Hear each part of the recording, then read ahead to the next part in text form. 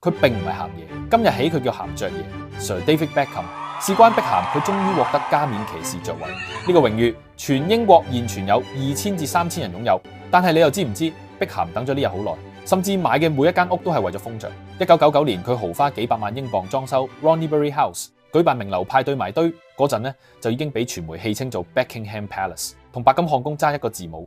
2014年碧咸再搬入倫敦 Holland Park 嘅豪宅，喺正肯辛頓宮隔離，為嘅就係方便見兩位王子。2018年碧咸參加哈利同梅根喺溫莎堡舉行嘅婚禮。2022年拒絕用 VIP 通道，喺倫敦排隊13個鐘，向女王作最後致敬。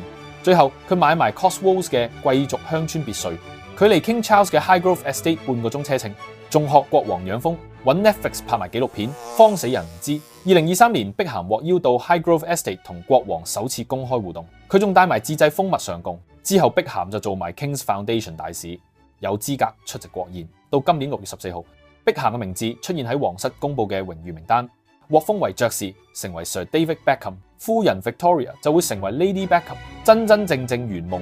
物業投資嘅回報遠遠不止金錢。你又點睇碧咸用屋改命，攀上爵位嘅故事？